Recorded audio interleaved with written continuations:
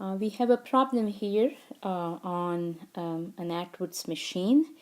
Um, you have two masses, we'll call these M1 and M2, that are connected by a string over a frictionless pulley, and main reason for giving that is to recognize that the tension created in the string is the same on both sides of the pulley, right?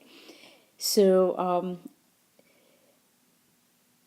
we are given the two masses, M1 and M2, and they want us to get the tension that's established in the string and get the acceleration of each object, and also find the distance each object will move in the first second of motion if both start from rest. Right? So part 3 here is kinematics. Once we get the acceleration, you can use the kinematics and figure out how far it goes. But using Newton's second law, we need to first get the tension and the acceleration. Okay. So if I take M1 to be my 3.2 kilograms and M2 is the 5.4 kilograms, it's clear that the heavier mass is going to pull on this. So M2 is going to accelerate downward and M1 is going to accelerate upward. So I'll quickly do this here. So M1 is going to, let me get the pen, accelerate upwards. So this has an acceleration upward. And M2 would accelerate downward, right? I'll draw it somewhere here. It's not much space here. That's the acceleration A for M2. And once again, since these masses are connected, right, you would expect M1 and M2 to have the same magnitude acceleration. This would accelerate downward with the same value that M1 would accelerate upward. Right? So just like any other problem in this chapter, you want to start with good free body diagrams for M1 and M2.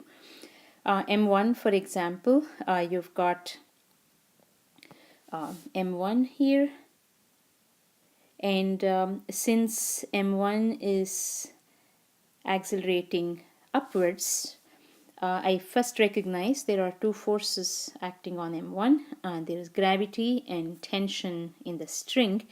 But since the acceleration is upward, I need a net force in the upward direction, right?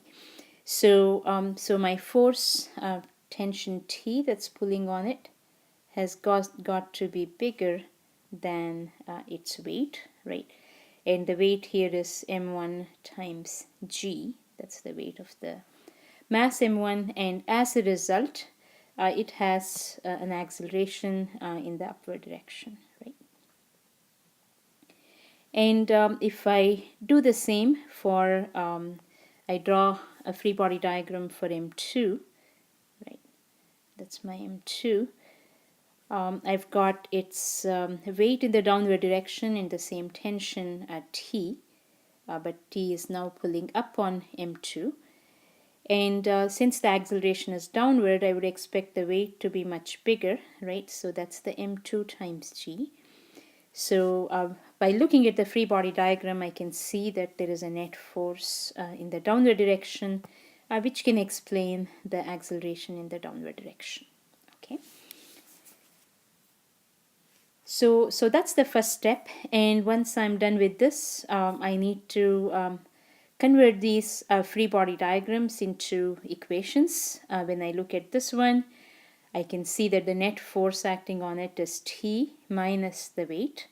So T minus mg should equal m1 times acceleration.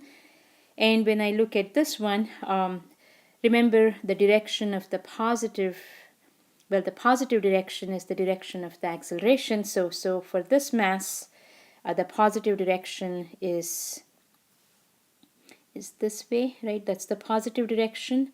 And for this one, acceleration is downward, so the positive direction is downward. So I would say that net force acting on it is m2g minus the tension, that's equal to m2 times a. Okay. So converting this free body diagram using Newton's second law, the net force is T minus m1g equals m1a, and here the positive direction is downward, so it's m2g minus T equals m2a. It's the same tension. One's acting on m1 here, the same tension's acting on m2 here, right? And so now we have two equations and two unknowns in this problem.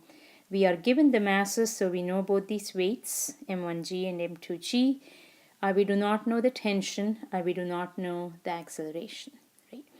So you have two unknowns and two equations. You can just do the algebra, substitute for the tension from one of the equations into the other, or the other way around, get the tension from here and substitute it here for T and solve for the acceleration. Okay. So if we do that, we have the tension T is, I've written tension T as m1g, bringing it to the other side, plus m1a, and then substitute that over here, right? So, so I've got the tension from here gets substituted. Let's see, I'm going to write it. Substituted here. And if I do that and simplify, I've got bring the m1a to the other side, and I can rewrite it like this. So since I know all the m's and I know g, I can calculate the acceleration, right? So acceleration can be rewritten like this. And before I go ahead and look at the masses substituted here, this equation actually tells us a way you can measure the acceleration due to gravity at a point.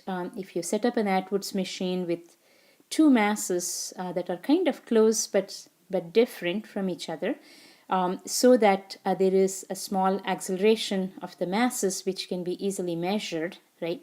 Then you can use this to measure the g value at that point, right?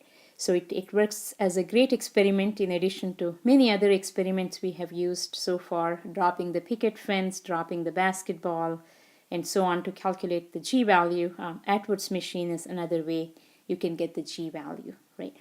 But anyway, in this problem, g is given, that's 9.8, and the masses were given, so we get the acceleration to be 2.51 meters per second squared. And then you can take it back and put it in any one of the two equations, one or two. I picked equation 1 here, and you get a tension of 39.4 newtons. Okay, and you can check that you get the same say the acceleration in your second equation as well. You should get the same tension T. So now you have the acceleration, you've got the tension. Once you have the acceleration, you can do the kinematics and figure out how far the mass moves. So finally, they say determine the distance each object will move in the first second of its motion if they both start from rest. And it's given to be 0, it's starting from rest. So Vi is 0, A is given, you can use kinematics to get the displacement. You can do it either for m1 or for m2 because m1 moves the same distance that m2 moves as well. One's moving upwards, one's moving downward, right? So I just took it for m1 since we get the same answer. Either way, VIT plus 1/2 AT squared, Vi is 0. Acceleration we just calculated in the first second, so T is 1. So that's the displacement. So m1 will move up by the same distance that m2 will move down, right? So at this point m1 will have some velocity and the m2 will have the same speed in the downward direction.